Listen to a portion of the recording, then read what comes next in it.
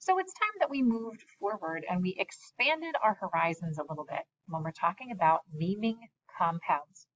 There's a whole style or a whole class of compounds that we haven't had a chance to talk about yet. We call these ternary ionic compounds. Now that sounds like it's going to be a mouthful, but it's actually not that bad. The word ternary means three or more.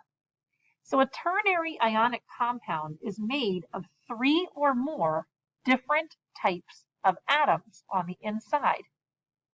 Now, when you have three or more different types of atoms on the inside, there is a pretty big implication there. That generally means that inside of this compound, you're going to have a polyatomic ion. And it's for this moment that we've actually been studying the polyatomic ions so intensely. They're really important to know how to name. Now, right inside of the name, it actually gives you a pretty big clue about how we're going to go forward with the naming scheming. Ion. The word ion means one thing only. We are dealing with only ionic bonding when we have a polyatomic ion. That means no covalent bonding.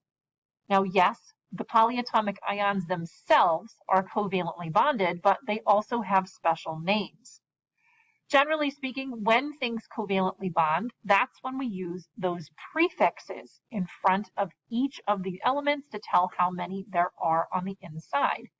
Since polyatomic ions only bond ionically, we are never, ever, ever, and I must repeat that, we are never, ever, ever going to be using prefixes with polyatomic ions. So if you're trying to use prefixes here, it is instantly wrong.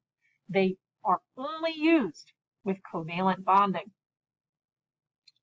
Now, luckily, because we're now limiting the scope of how we name these compounds, it's important to note also that if you take a look at the very first element inside of these compounds, it'll tell you exactly how you need to name it. And I want to make sure we go through a couple examples. Take these two, for example. We have Na2CO3, and then we also have Fe2SO4, 3. Notice that both of them have three or more atoms on the inside. These are great examples of ternary ionic compounds, something that has a polyatomic ion on the inside. Now, if I want to figure out how to name it, again, I need to look no further than just the first element. So in this first compound, sodium is the first element. And if you remember back from before, that is just a plain old regular metal. That would include the first two columns and a couple exceptions from the transition metals. When we go to name this style of compound, we keep it simple. Name the metal, and then name the polyatomic ion. Never, ever change the ending of your polyatomic ion. This one on the inside of this compound, the CO3, his name is carbonate. Do not change the ending of that carbonate. Let's take a look at the second compound. This one starts with iron. Iron is a transition metal. That implies a different style of naming. In this case, just like we did before, anytime that you have a transition metal inside of your compound, you need to provide a Roman numeral with its charge. So when I go to name this compound, I would name the metal, include the Roman numeral for its charge, and then simply name the polyatomic ion. Now the polyatomic ion in this compound is sulfate. SO4 is called sulfate. Do not change the ending. Just call it sulfate. So now let's name these two compounds. The first one, the Na2CO3, would simply be called sodium carbonate.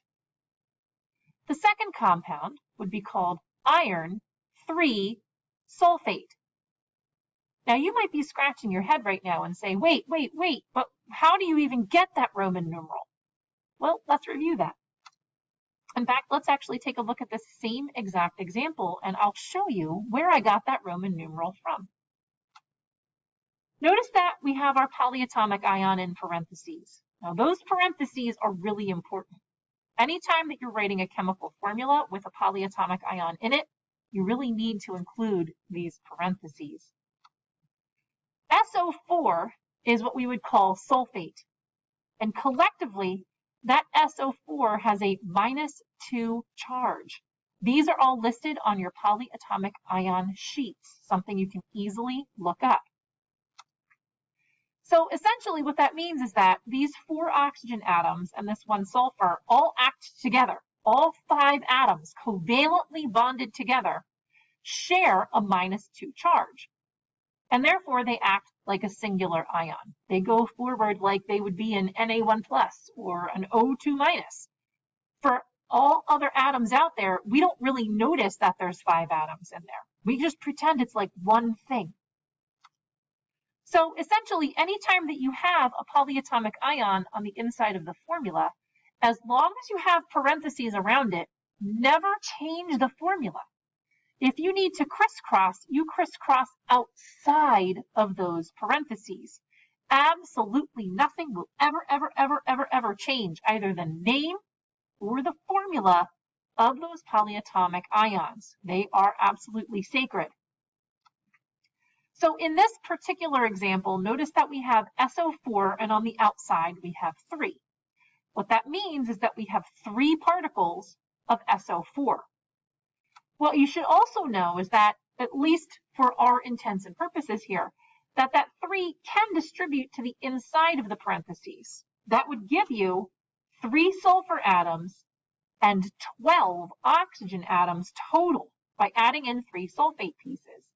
But we do not distribute that 3 inside when we're writing a formula. But you should know, again, that mathematically it would distribute in, giving you 3 sulfurs, 12 oxygens. We just keep it on the outside to keep it nice and clean.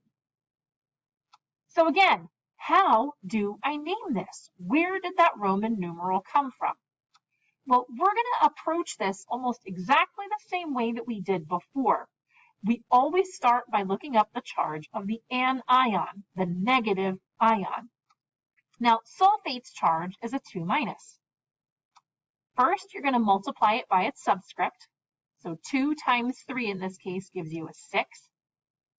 Then we divide by the metal subscript.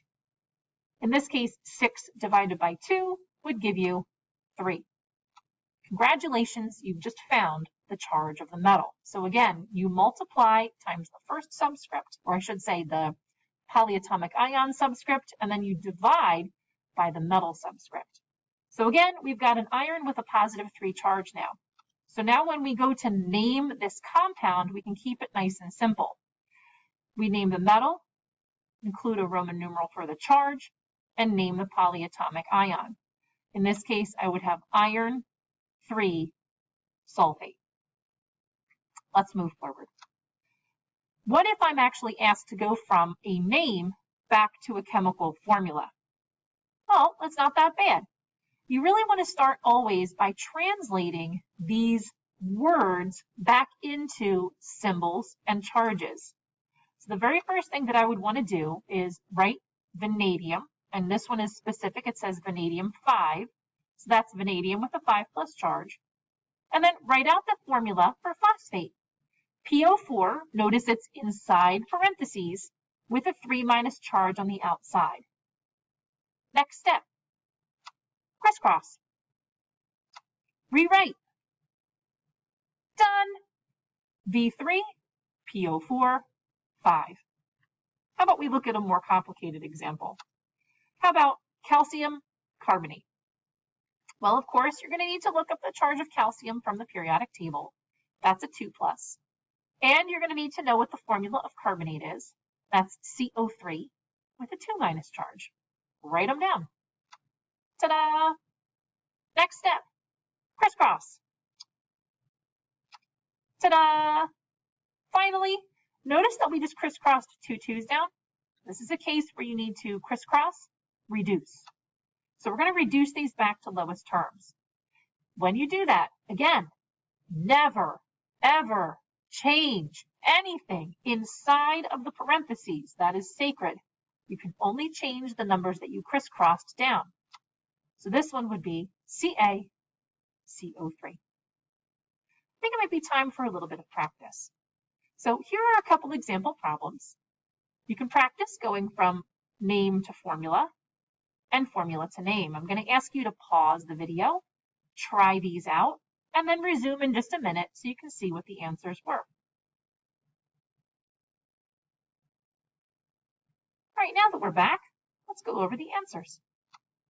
Copper 2 nitrate would be Cu, inside parentheses NO3, outside the parentheses a 2 from crisscrossing. Sodium hydroxide, NaOH, the OH is inside parentheses. Aluminum sulfate, Al2, SO4 inside parentheses, outside there's a 3. Gold 4 carbonate would be AuCO3, 2. This is a case of crisscross and reduce. We would have crisscrossed a 4 from the gold and a 2 from the carbonate, but we reduce those back to lowest terms. Nextly, we're going over the formula back to the name. FeClO3,2 is called iron 2 chlorate. NaCN, sodium cyanide. And then finally, SNO. That's a complicated one because this is a case of crisscross reduce. Remember that oxygen has a -2 charge. Tin has to balance it with a +2. Tin is also in that transition metal category, so we need to include the Roman numeral, tin 2 oxide. And I should note also in problem 6, where we had just plain sodium cyanide, we do not include the Roman numeral because sodium is just a plain metal.